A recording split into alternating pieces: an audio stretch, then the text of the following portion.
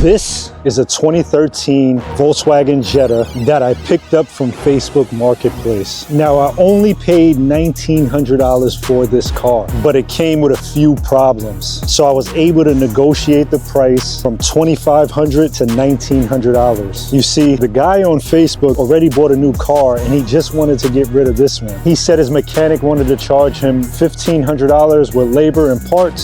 So I took a test drive to see exactly what was wrong with the car, and this is how that test drive went. It does have a check engine, which bring it up to speed, pressing the gas, feels pretty good. I do hear something like rubbing or something. When I press the brakes, I'm feeling like a vibration. I'm not sure what that is. Okay, so we just got our Volkswagen Jetta home, and as you can see, we had a bit of a rub coming from the front, but let's go over this car and see what's wrong with it. Now, it does sound like something is grinding. I can't really tell what it is, but these brake pads look pretty good. The discs look bad, and I did feel a bit of a wobble on the steering wheel when I pressed the brakes, meaning that one of these discs are bent. That's the only reason why that would happen. We're gonna put this thing on the lift, but let's go around the car and see if there's anything else wrong with it, body-wise, things like that. Let's scan it. So on the outside of the car, it looks really good. One thing that I did notice is that all of the rims have scrapes on them, like that, like curb rash. You can see this one, same thing. But the tires look fairly good. Same with this one, and the same with this one as well. Let's look in the inside. So inside the car is fairly dirty. You can see that there's a lot of stains on the seats, cup holders. Look at the back, same thing, stained. But honestly, it's not that crazy. This could definitely be a quick cleaning. Let's scan this thing. Let's turn it on. Let's see what we see. So we have a P0301, which is our cylinder 1 misfire, guys. So that's only one cylinder misfire, and that's the only code that we have. So let's get this thing on a lift and see what that noise is.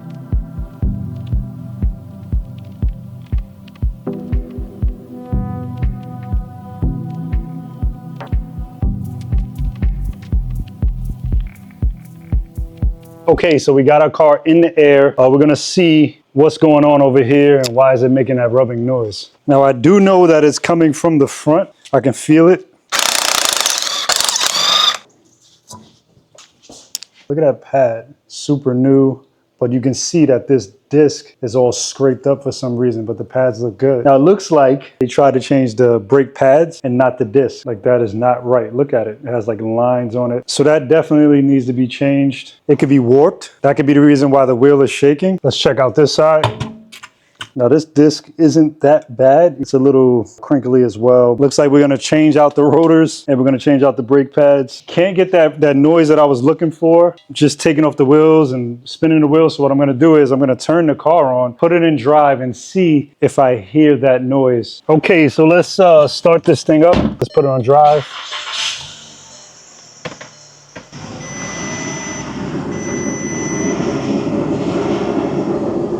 Now, I did hear it rubbing. I can hear it coming from right here. Okay, so our brakes and rotors have arrived. We're gonna go ahead and take off these wheels again and get these things changed out.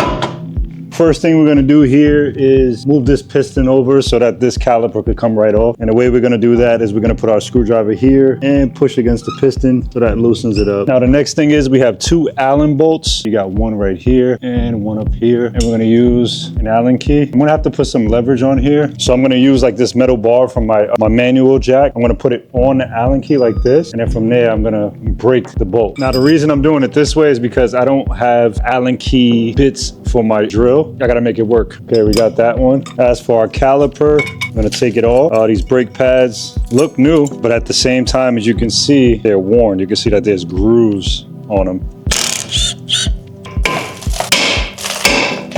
Now you can see I'm smacking this thing and all the rust is just coming out of here. This thing is all rusted out. It took a lot more hits than I thought it could, but look at that, guys. Now we can see why this thing was just like making tons of noise. I'm not sure how people can just ride their car like that. Look at all these grooves.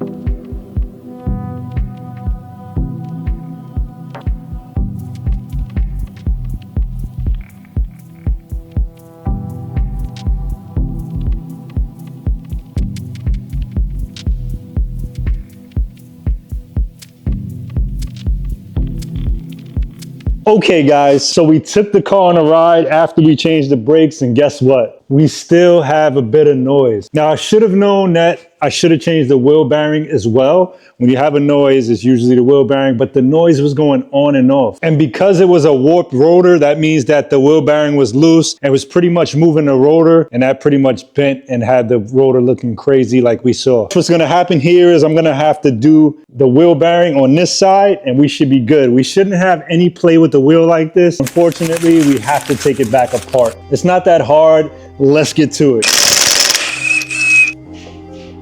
So I finally picked up, as you can see me smiling, the Allen key bits that I needed for my drill, and I got to work on this thing. Now it was a little tough getting the actual wheel bearing off, as you guys are going to see in this video. Unfortunately, I live on the northeast and things get pretty rusty, guys. So pretty much you see me over here, I sprayed these bolts down with penetrant and let it sit for at least a half an hour. I had to go ahead and flame the bolt up because one of them was getting stuck. So here's what's going on. I'm putting my torch on here to try to loosen up one of these bolts. Now I have to be very careful because the way Volkswagen decided to do their bolts in the back of the wheel bearings, what it is basically like a star kind of hex. There's not too much grip on there, so you can end up, stripping the bolt, which this one is almost starting to strip because it's so stuck. Now you can see we just have this one out right here. It's coming out a little bit. I got the other three off. We're just stuck with this one right here. So it's pretty much giving me a hard time, but we're gonna get this bolt out. Hopefully it doesn't strip. So I went ahead, started flaming up that bolt, continued to do that. I ended up having to try to drill out the bolt, started hitting it with a hammer, and this pretty much happened. So you can see we got our bolt pretty drilled in there, not all the way. And you can see I tried to hit off the hub and everything came out. All these bolts are clear. We just got this little piece I got to continue to drill, but I thought I'd be able to hit it and it should come off because it's already weakened. This thing is so stuck on there that I could not get it out. I went through drill bit after drill bit. The next day I came back, got some more drill bits. They kept breaking. I mean, I beat the crap out of this thing. It feels like whatever I did, she wouldn't budge.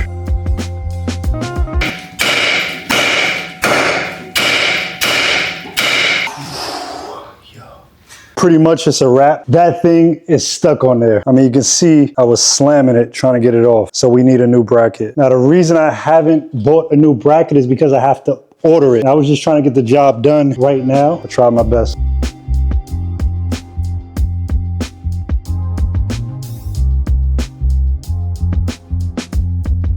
I'm trying to get the strut away from the steering knuckle. Pretty much stuck because it was all rusted in. Now I'm gonna be honest, guys, I can see why mechanics charge so much, because if I was a mechanic and things didn't go smoothly, like usually the cars go smoothly, but then you run into times like this, I would think I would charge $150, $125 an hour as well if I was a mechanic. So shout out to all the mechanics out there. When it gets like this, you just never know what you're gonna get. Sometimes it's a simple job, but a simple job can become a hard job.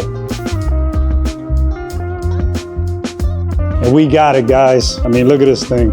Crazy. Okay, let's compare the old with the new. You got the new one right here. Looks exactly the same. You can see our wheel bearing was just on there. It wasn't coming out. Now that was our bolt that we pretty much stripped. We couldn't get it out. We tried to heat it up and everything. Let's get the new one on. Okay, so I went ahead, proceeded to switch all of the old parts onto the new ones. I ended up having to buy a new sensor. I went ahead and put that wheel bearing on there first before I put it up there, put on some Loctite, made sure that that thing was nice and tight and snug, and then I went ahead and put it back on the car. Now guys, there are things that you're gonna go through like this. Sometimes the cars go smooth and sometimes they don't. You just have to be prepared for this, and this is why, again, I say mechanics charge so much money, man. But if you learn how to do these things, you shouldn't have a problem. And there we have the thing back together. If you guys have not signed up to our free Honda Civic, then you're missing out. Once we get to 20K subs, I will be giving away a free Honda Civic that we built right here on this channel. If you guys haven't seen those videos, the videos are there of me actually building this thing, painting it. There's so much parts that have to continue to go onto the Civic. But if you guys do want to sign up, you just go to the website. You got to like, comment, subscribe, share the video with a friend. And once we hit 20K subs, one of you guys will be delivered a free Honda Civic, guys. Don't miss out. Go to the website, sign up. It's free. There's no catch. Anyway, let's get back to the video. So let's go ahead and get that cylinder 1 misfire taken care of now. So under the engine looks really good, very clean. As you can see, not too much detailing we have to do. So our spark plugs and wires are located here. There's one here, and there's 2 over here. So this is pretty much straightforward, shouldn't be hard at all.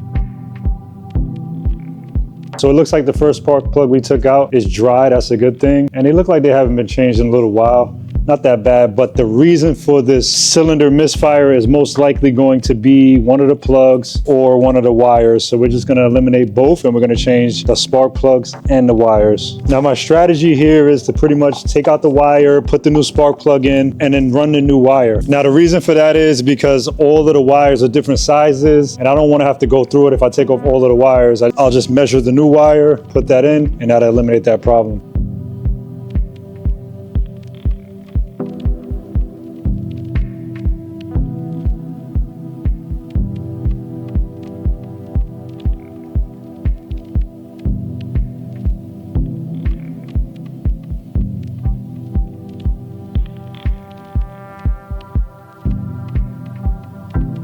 Okay, now that our spark plugs are changed, I'm gonna use a scanner. I have more of an advanced scanner here. This video is sponsored by Launch. If you guys are interested in the scanner, there's gonna be a link below with the coupon code CARFLIP if you want a discount on the scanner. Now this is more of an advanced scanner. It's not like my regular scanner that I usually use. It could pretty much give me live data. You could do so much more with this. Now what I did was I just plugged in my scanner, turned the key, and currently it's scanning the car for everything. Now we do want to clear that cylinder 1 misfire code so we can run the monitors on this car and we can pass inspection. We don't want to sell this car with a check engine light. So there we go. Our codes are all cleared. We can ride this thing out and get our new inspection done. Super cold today. We did get a little snow. There's one problem that I'm having. The battery keeps dying.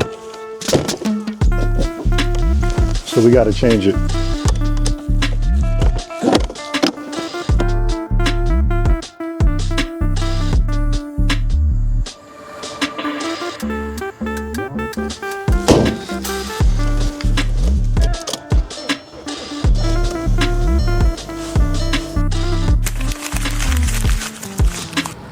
So for our detail, we had to remove the tents off the windows because I can't pass inspection with these tents on the windows. So I went ahead and got a steamer, steamed up the windows and started to peel off the tent.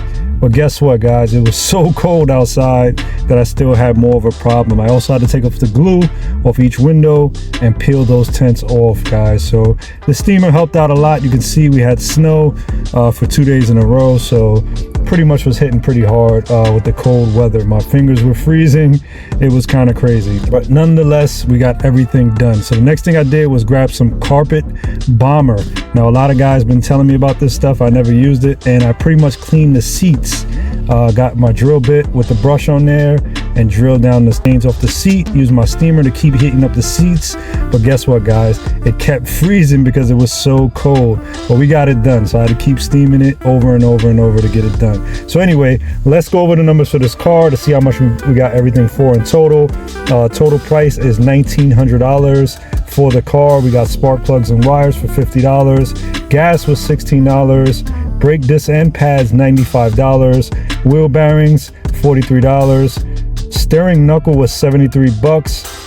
Wheel sensor was $20. I had to buy a battery for this thing, which was $114. The inspection $50. The car wash was $32 because I let them do the full car wash, bringing us to a grand total of $2,393. I have a buyer as of now for $5,400, bringing us to a grand total profit of $3,007, guys. If you guys haven't already, sign up for our free Civic. If you guys do like this video, like, comment, subscribe, and check out the video that's about to pop on the screen. Talk to you soon.